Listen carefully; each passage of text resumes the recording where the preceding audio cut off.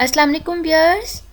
میں آپ سے ریکویسٹ کرنا چاہتی ہوں، اگر آپ نے ہمارے چینل کو سبسکرائب نہیں کیا تو پلیز سبسکرائب بٹن پہ کلک کر دیجئے، تھینک یو۔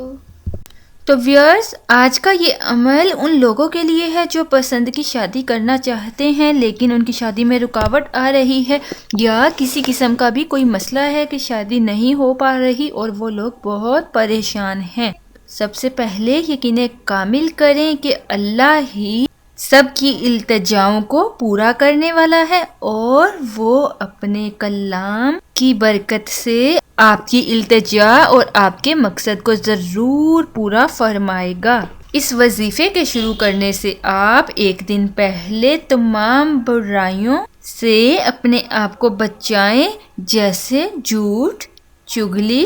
غیبت اور دوسرے گناہ، اور آپ نماز کی پابندی ضرور کیجیے اور کوئی ایسی چیز نہ استعمال کیجیے جس سے آپ کے منہ سے بدبو آئے۔ اس کے بعد اگلے دن آپ نماز عشاء کے بعد باوضو قبلہ رخ ہو کر خوشبو لگائیں اور جائے نماز پر بیٹھ جائیں اور نہایت یکسوئی کے ساتھ 500 مرتبہ آپ نے آیت کریمہ کی تلاوت کرنی ہے، آیت کریمہ پڑھنا ہے۔ آیت کریمہ آپ کو اسکرین پہ شو ہو رہا ہے، اسے آپ نے 500 بار پڑھنا ہے، اپنا دھیان اپنے مقصد پہ رکھتے ہوئے۔ پڑھنے کے بعد 500 بار پڑھنے کے بعد دونوں ہاتھوں کو الٹا کر کے آپ آپس میں ملائیے اور منہ کے آگے کر کے جس جگہ رشتہ کروانا مقصود ہو، جہاں آپ خواہش مند ہیں، اس کے گھر کی طرف پھونک مارتے ہوئے دم کر دیجئے۔ اس کے بعد اللہ عز و جل سے آپ دعا مانگیے اور رو رو کر اللہ کے دربار میں اس وظیفے کے وسیلے سے دعا مانگیے۔ یہ نہایت مجرب آزمودہ عمل ہے، باقی آپ کو خود ہی انشاءاللہ اس کے کرنے سے پتہ چل جائے گا۔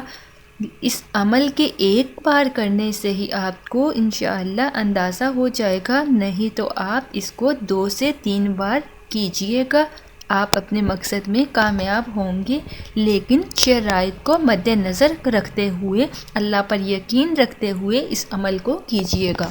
ایک حدیث میں ہے، حضرت ابن عباس رضی اللہ تعالیٰ عنہ فرماتے ہیں کہ رسول اللہ صلی اللہ علیہ وآلہ وسلم نے فرمایا،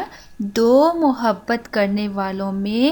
محبت بڑھانے کے لیے نکاح جیسی کوئی چیز نہ دیکھی گئی۔